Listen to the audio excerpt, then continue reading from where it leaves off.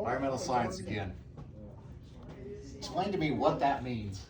We're learning about science and management of the environment. What the hell does that mean? You can use the words in its own definition. All right. Welcome. My name is John Hills. I've been at Orem for 4.5 years, or if you ask Ned, 4.5 years too long. Yeah. I've been in wastewater for 27 years. Me? Me. Oh. I've been in it for 27. He's been here at Orem for 38. Wow. So, once you get into this field, you kind of don't get out of it. Here's my first question for you. Yes, it is a test. There's 6 bottles on the table. Tell me where the water came from.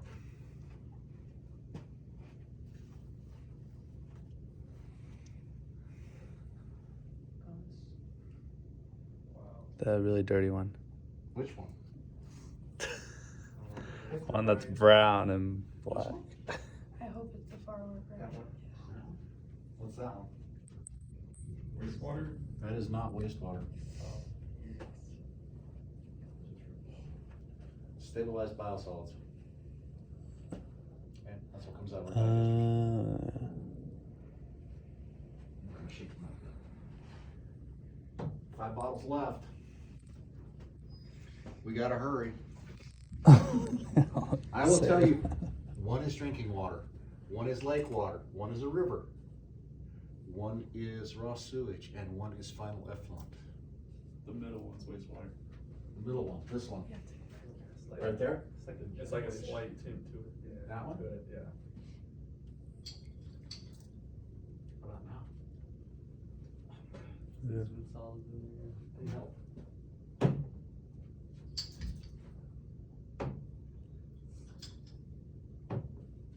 The far left one drinking? Now do you want to try? Maybe the far right one is drinking water. That one? Yeah. That's tap. Good job. Straight tap water. Oh, no, it's starting to grow. The water's been in these bottles 4.5 years. So it's time to change them out. 4 left. Somebody said this one. What's that one? Oh, it's wastewater? Looks like That's raw wastewater. That's the water that comes into our facility. What do you see the most of in that bottle? Water. mostly water. Water. Just plain old water. 98 to 99% water. It's that 1 to 2% that I'm concerned about. Okay. So look, there's 3 left. How about that one? Any guesses? Lake? What? Lake? Lake. Utah Lake. So it kind of looks like that one. 2 left. Care to guess? One on the right's river. Or the one on top now, I guess. Provo River. Plant effluent. Now compare this one to this one. Which one's tap? Which one's effluent? Tap on the bottom. I have to look. Hmm. Tap is on the bottom. But that shows you what we do here. Okay? Is it drinkable? No. Not by any means. But that shows you how well this facility does. Why are we here? Why is the facility here?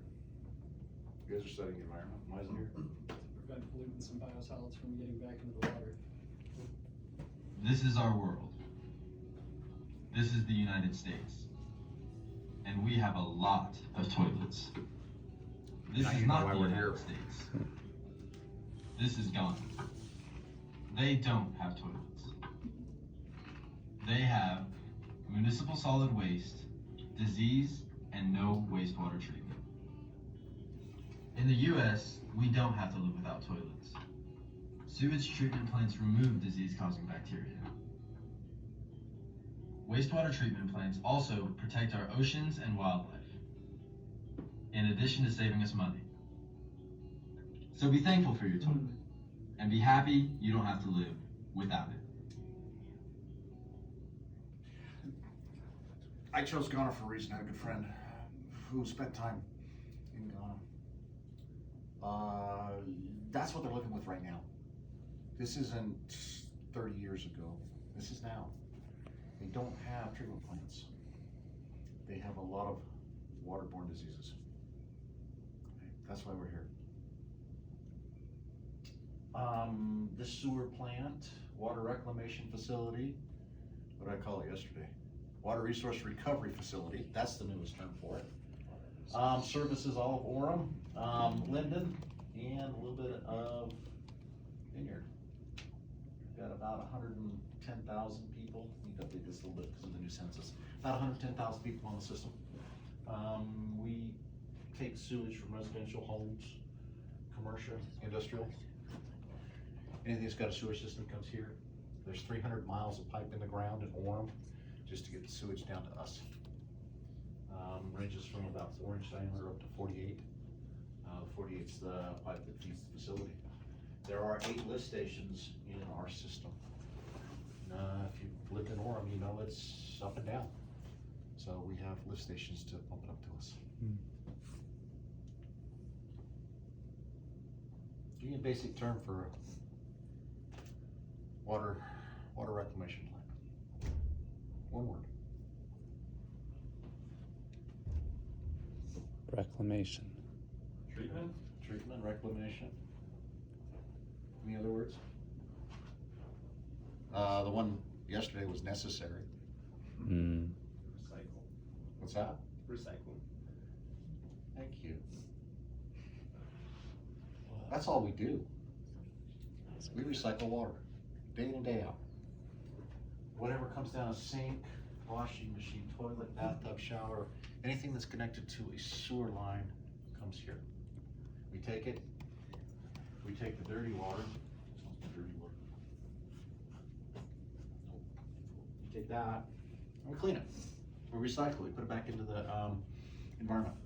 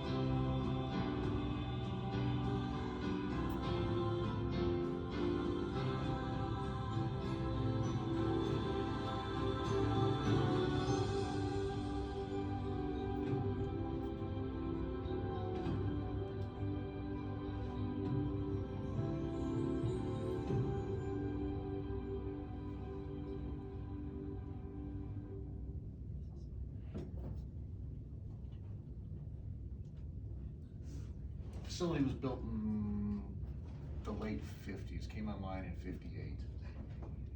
Where did the sewage go before that? We've been in the valley since late 1800s. Straight to the lake.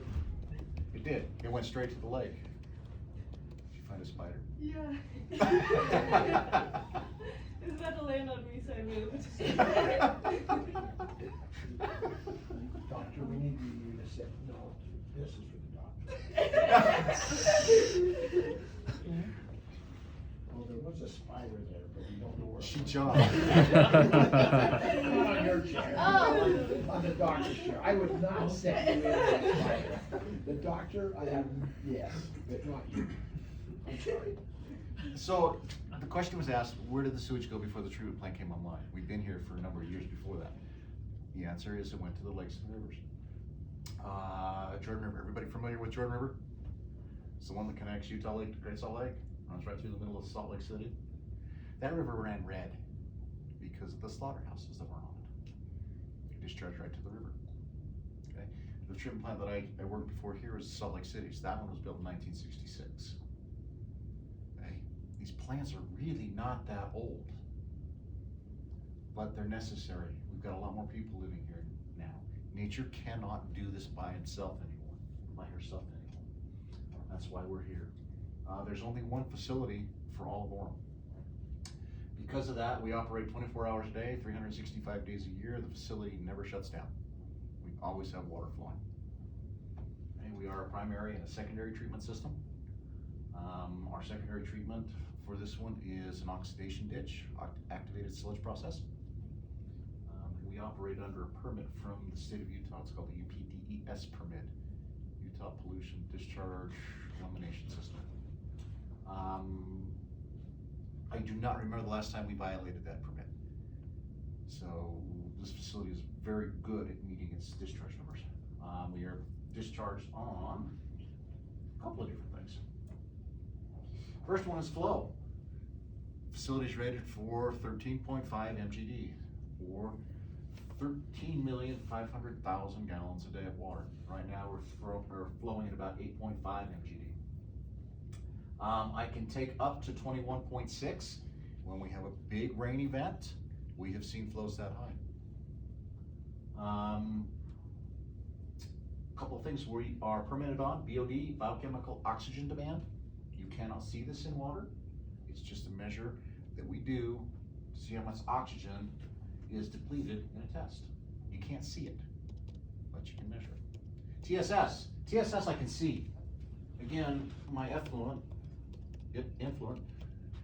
all the little floaties in there, total suspended solids. That's the stuff you can see. Okay, we measure that. Ammonia. We're permitted on ammonia. What else are we permitted on? Anybody know? Anybody been listening to what's going on with the lake lately? Nitrogen zone. Nitrogen is a concern. At this point in time, we are not permitted on nitrogen. I expect to have that permit in 2 to 3 years. It's going to probably be 10 milligrams per liter total inorganic nitrogen. Phosphorus. Phosphorus we are permitted on. We are required to meet a 2.5 milligram per liter right now. In, let's see, 8 months and 9 days, I have to be at 1 milligram per liter. Okay, that's my permit. I'm permitted on how much DO is in the water. I'm permitted on the pH of the water. Permitted on E. coli.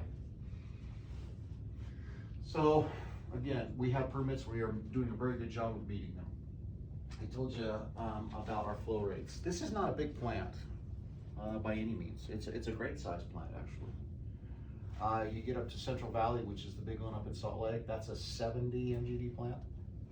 Again, not a great big one, but it's 6 times this one, 7 times. 91st Avenue, Phoenix, Arizona, 256 MGD. Hyperion Bay, DC water, 1,200 to 1,600 MGD. 1,200,000,000 gallons a day. That's how much water flows through those plants. So there's a lot of wastewater out there. I talked in MGD, million gallons per day. Most people don't talk in those terms, they talk in 5-gallon buckets. There's my 5-gallon bucket. At 13.5 MGD, how many buckets do I fill every second? How long does it take you to fill that with a garden hose? About 2 minutes, 3 minutes, maybe? Yeah, something like that, yeah, that's about right. How many do I fill every second? 1,000 gallons. Ready? What? 16? 16? You're close. 31. 31 buckets every second when I'm running at capacity. Again, we're not a big plant. But that tells you the kind of water we're dealing with. And it never stops. It always comes. It's always out there.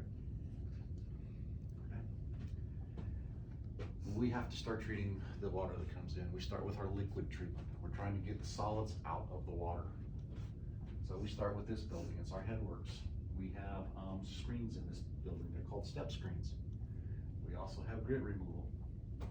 Step screens remove the material that you put down the sewers that I can't treat. And you all put stuff down the sewers that you probably shouldn't. Okay? These are the step screens. What's that? Wet wipes. Bingo. That's them. That screen runs all day, every day, and that's what it looks like. That's our screen. Those are wet wipes. Quote unquote, flushable wet wipes. You flush these in your toilet, I guarantee you will be on a first name basis with your plumber. They will plug up your line. It's not maybe, it's they will. Do not put flushable wipes down the toilet. Okay? I don't care if it says flushable. Yes, you can flush it. There are toilets out there that will flush golf balls. Mm-hmm. These catch on the roots and the sewer lines. And once they do, they will plug up the sewer line. I had it back up 2 weeks ago because of these things. I got caught in a sewer line.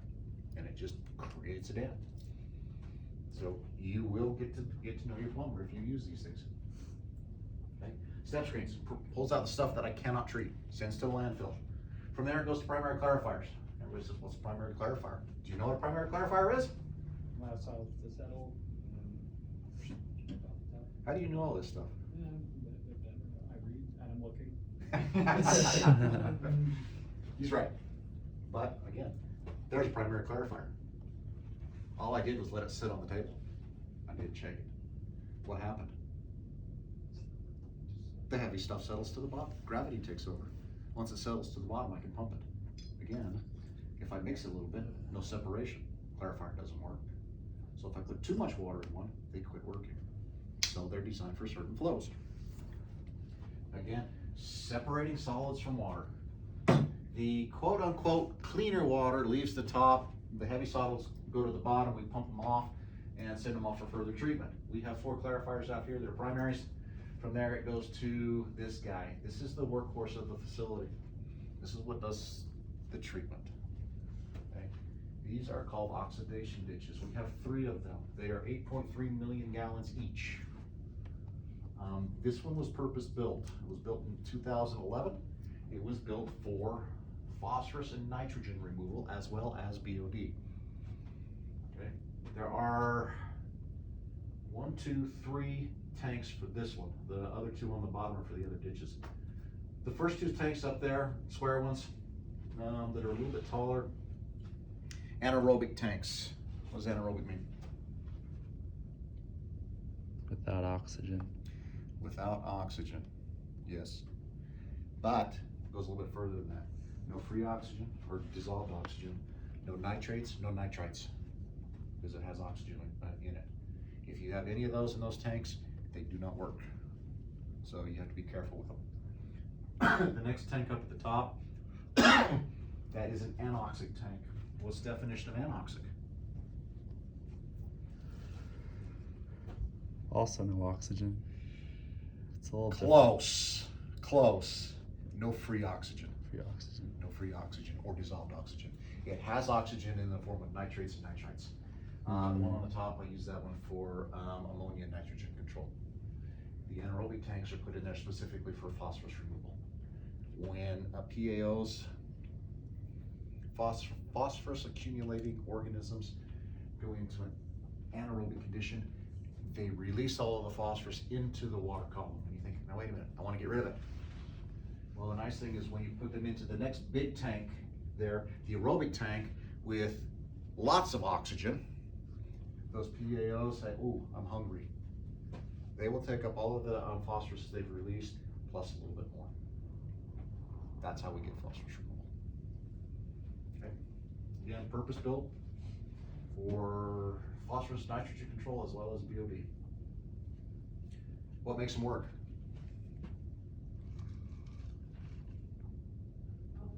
What's that? Bugs. Bugs. Bacteria. There's the bugs that make it work. I can take a sample of lake water and river water, put it under a microscope. I will find exactly the same bugs that are right there.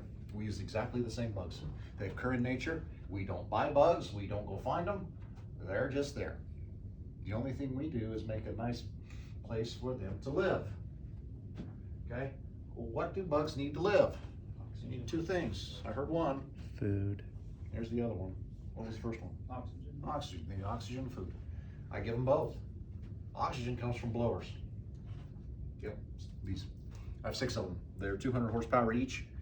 Each one produces 3,200 cubic feet per minute of air into those tanks. Lots of oxygen.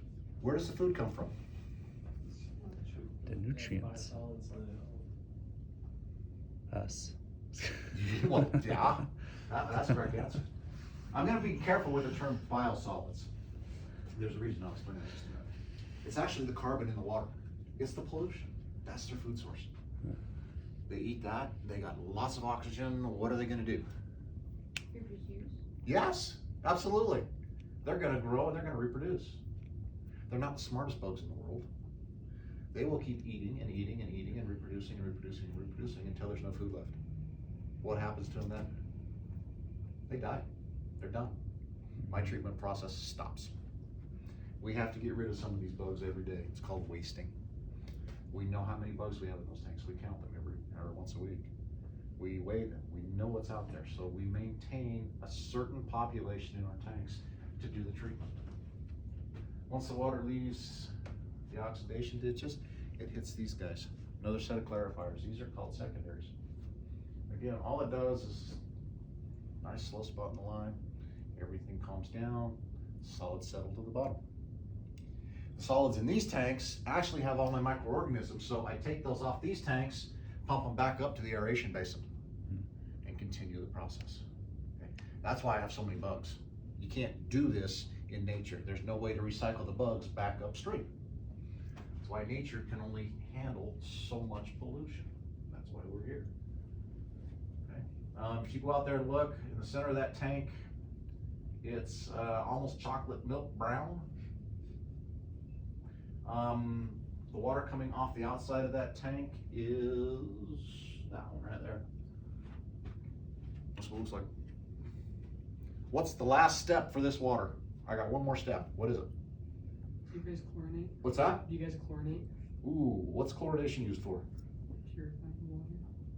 Yeah, well, No? Killing pathogens. it's called disinfection. You could say it's purification. You could say it's killing.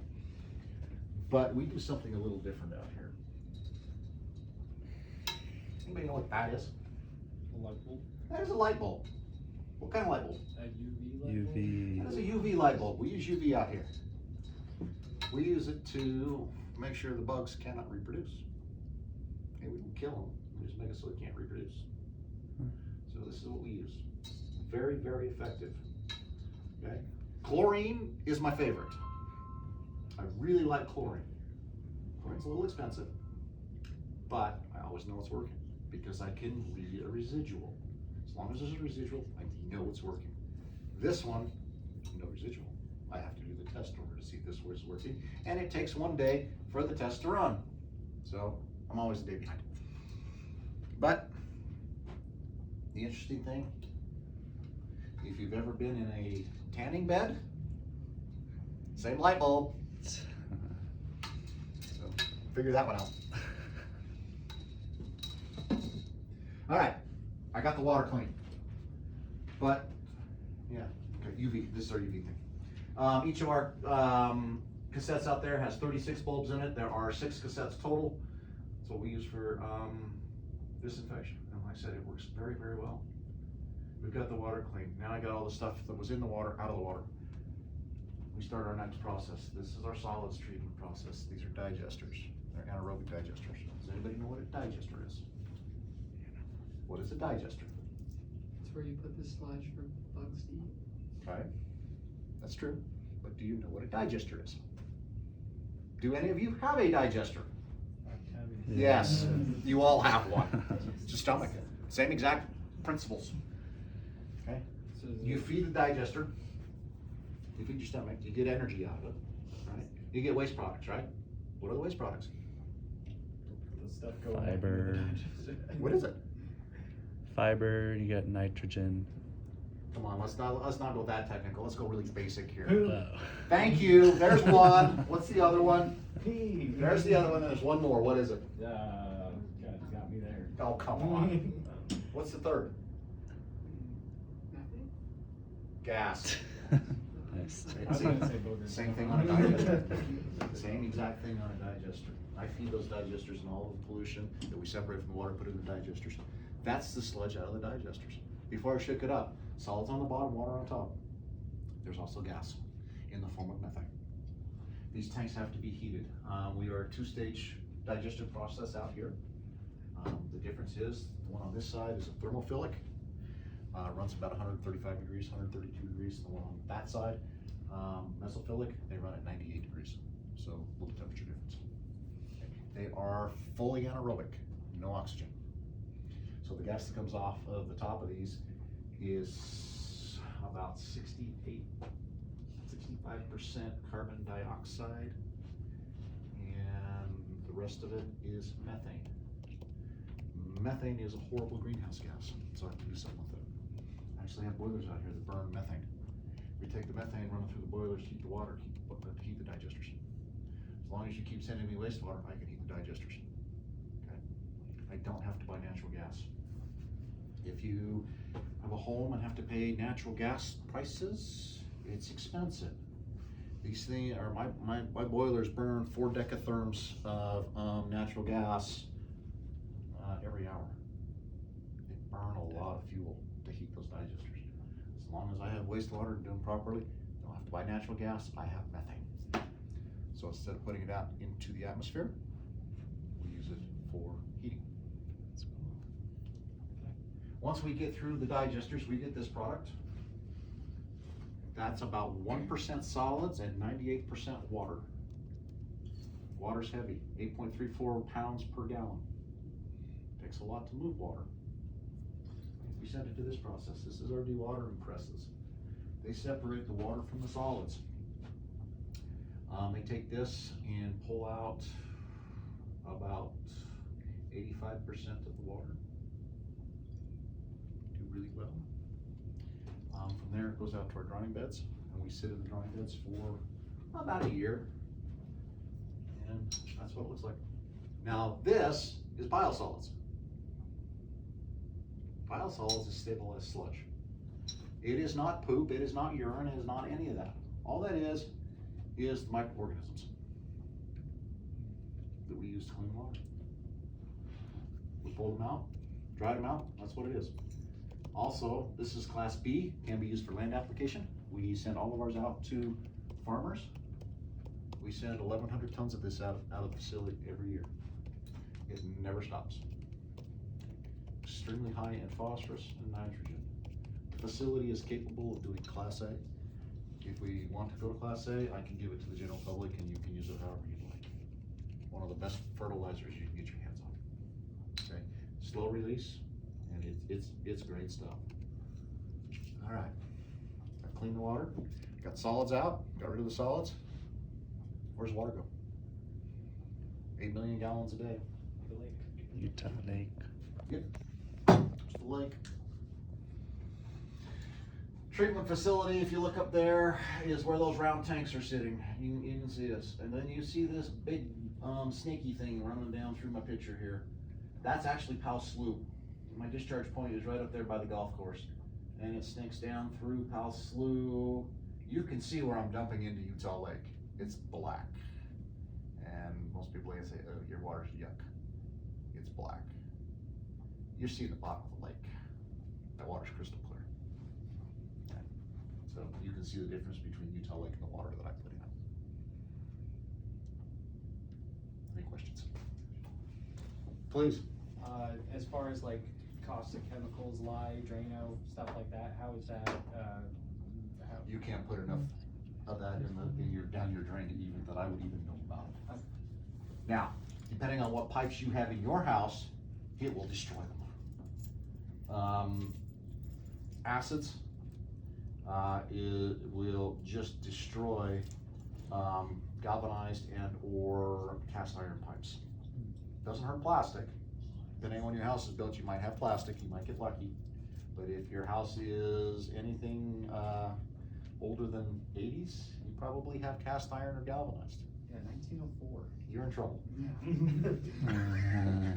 You probably have cast iron. I became my own plumber. Yes. It was a lot cheaper to rent a 100-foot snake. Yes. So, homeowner, it doesn't affect me. Business, yes, it can affect me. That's why we have a pre-treatment program. We give them permits that says, here's what you can put down the drain. If you exceed this, you will be fined. So we have a pre-treatment program that stops a lot of that before it gets here. The pre-treatment program is set up to protect the facility. How do you know when they exceeded? They are tested depending on the permittee. It's either annual, biannual, quarterly, or monthly. If they violate, then they're immediately put on, we will be back to test you next month, and we will be back to test you next month. And until you get off that, we will continue to test you. I can also, we test our water every day. If I see something that I don't like, I will actually go upstream and check manholes, and I will backtrack it to find it.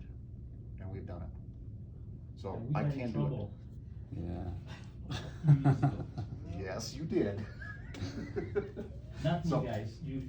You got trouble. Oh, good cover, good Yeah. cover. So yes, we can backtrack it, and we do it. We will backtrack, and if we find you, we will fine you. Because it's detrimental to the facility. Our fines, if we violate a permit, are $10,000 a day for every constituent we violate. If it is knowing, it's $25,000 a day and jail time. So we take it seriously. What other questions? Especially when I have to sign it. Yeah, I mean, Go ahead. what happens if one of the lines, like, I don't know, like breaks or something? Do you guys like stop that one line? In the collection system or out here? Like, you know, like the pipes, everything coming in. In that 300 miles. Like in the 300-mile ones. I have 10 people on my collection side here at the facility. Their job is every day, there are 3 trucks out there that are jet trucks. Their job is to go out and clean these lines day in and day out. That's all they do. I have a camera truck that monitors, that we TV every line in our city every 7 years. We know where all of our lines are. If we have one that breaks, I have 2 large emergency pumps sitting out here in a building and enough pipe to get from the upstream manhole around the breakage to the downstream manhole. It's about 800 feet. If something happens, we've got the equipment that we can go take care of. How often? It does happen. How often is it wet wipes? About 99% of it. Gosh. We've had one major pipe collapse out in Geneva Road. It was 7-8 years ago, something like that. So hydrogen sulfide is part of the collection system. When hydrogen sulfide mixes with water, there's an organism in there that creates sulfuric acid. Sulfuric acid gets through concrete pipes. It happens. We TV these lines. I just finished up a contract with a company called ProPipe to come in and TV and sonar all of my big pipes that I can't get into. We are very proactive about this. Our goal is 0 backups. 2021, 0 backups. 2022, at 2. And that's because one of my jet trucks has been out of service for 6 months because I can't get parts for the damn thing. Welcome to supply chain issues. Go ahead. How How does like rain affect like the open water areas where you like? Out here, Yeah. doesn't affect it at all. What does affect me is when I get a really heavy one. We had a really heavy storm last year, 2021, that came through Orem. Oh, and the roof collapsed at the new food court? Yeah, that one. Yeah. Anyway, that one will affect me because it backs up storm drains, and when storm drains backs up, where does the water go? Middle of the road. What's in the middle of the road? Sewer manholes. All of our sewer manholes are vented tops, they have holes in them. The water goes in there. So that's usually where I get affected, but out here in our tanks, I don't even notice it. So stormwater is handled differently than? Question, that's a good question. Does this treatment facility treat stormwater? Yes or no? Maybe, no. Answer no. That's called a combined sewer system. Orem is not a combined sewer, it is just sanitary. Where does the stormwater go? Directly to the lake, no treatment. There are systems that do have combined sewers. The problem with them is to say, well, treat it. Okay, I can do that. The treatment plant here at 13.5 would have a peaking capacity of about 6 to 9 times that, which means my facility is 6 to 9 times bigger than it is right now. And that bigger facility sits idle until it rains. And it's very hard to get it up and running. So we choose not to. What other questions? Why do they change the name of the plant, like wastewater treatment? I don't have any clue. I do.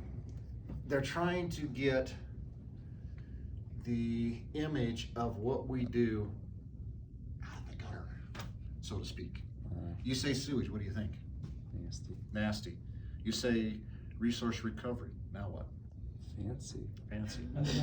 We do exactly the same thing. We recover water, we recover biosolids. I have the technology to recover phosphorus if I want to. That's the reason for the change. It's just marketing. Yes, it's a marketing ploy, nothing more. Any other questions? Please. Has this plant ever had like a large breakdown of something, like a digester failure or a clarifier failure? Ned, would you like to answer that one? What was that? I didn't hear the question. Has this plant ever had a large failure, like a digester failure or a clarifier failure? Yes, we have. We were doing maintenance on one of the clarifier, or the digesters out here. We opened it up, we shut it down, drained it up, pumped it out as much as we could, opened up the vents, put fans on it, vented it all out. We came in a day later to open up a hatch so we could get in there and clean it. The hatch arm broke off, and so the guy went over to get the welder and to weld that little hatch arm back on. And he started hearing a funny hissing noise and decided he better run, and the digester blew up. Because that methane and oxygen, that we had the vents open, was just at the right composition that became explosive. So yeah, we've had them. The safest the safest digester in the world is one that's in full production and full of methane gas. Why? There's no oxygen. If there's no oxygen, it will not go boom. As soon as you mix a little oxygen, now you have a bomb. If you mix a lot of oxygen, you're okay. Do we have failures? Yes. December 13th last year, we came in and one of our barrel mixers for this tank right out here, he came in and got me, says, you need to look at this. This barrel mixer is 12 feet in diameter, it's 18 feet tall, it weighs 18,000 pounds. It's connected to a big mixer drive that sits on top. He said, look, the barrel mixer had floated down the tank, it broke off. Do we have things that break? Yes. Does it affect our water quality? No, because we are fully redundant in all of our systems. We shut that tank down, we go another tank. Power goes out, I don't care. I have two big 2 megawatt diesel generators. They just turn on. And this will keep methane pumping through the. Keeps everything operational. I have enough diesel on site right now to run those generators at full output for 7 days. So every system out here is redundant, except for Ned. Ned is not redundant. Can't replace me. Can't replace him. Any other questions? Please. You said nature naturally cleans the water. How do you know, like, when we've gone past the limit where we need to aid nature in feeding the water? Utah Lake is a eutrophic lake. Utah Lake has algal blooms, right? Now you know, it's gone past it's a simulated capacity. It can't do it anymore. So we have to step it down. If you look on Utah Department of Environmental Quality, there's actually a list of impaired waters in Utah. There is actually more impaired waters than there are waters that are meeting the requirements of what that water's supposed to do. Anytime you put a population on a water stream, just figure it's impaired unless you do treatment. That's just the effect we have on the environment. We have to help. Okay. Any other questions? So I have a question. So if you guys wanted to like build or like, I don't know, make the these water treatment plant bigger, would you guys have to shut down the operations or would it still be like No, we're working? We're not allowed to shut down. Mm. So if we have to do an upgrade, we have to figure out how to do it and still stay in operation and still meet permit. We're not allowed to, we're not allowed. In fact, March 2020, what happened? What? Something happened? Yeah, what happened? I don't know. Yeah, we're still fighting with this one, aren't we? I got a letter in the mail from Erica Gaddis. Anybody know who Erica Gaddis is? Somebody from the state? Director, Department of Environmental Quality, up until 3 days ago, or 2 days ago, last Thursday. She resigned. Anyway, I got a letter from her stating that every treatment plant in Utah is required to meet every part of their permit, regardless of the status of people having COVID. If I lost all of my employees, I still have to meet permit. There was no leeway. Zero. So every treatment plant up and down the Wasatch Front came up with contingency plans that if we have an outbreak, this is what we're going to do. Some said, all right, workforce, you come in on the first half of the week, you come in on the last half of the week. You don't intermix. We were lucky out here. We didn't have a big problem. The other thing that I really like about working here, this came up yesterday, is when you work at a treatment plant, you're here for about 2 weeks, you get really sick. You just do. After you get really sick, you don't get sick. I'm exposed to so many things working here that my immune system has just built up over time. That first 2 weeks is a trial by fire. Oh, that first 2 weeks is horrid. And every single time, every single operator I've ever seen at a treatment plant, within the first 2 to 4 weeks, they get covered in sludge. In fact, like I said, I've been here for 27 years. 2 weeks ago, I got covered in sludge again. Jet truck. So it happens. You know, I had a friend at Salt Lake that went to Mexico all the time. No problem drinking the water. You do build up immunity too. Any other questions? Do we get to see the plant? That's gonna take you right now. Sweet. It's 5 minutes.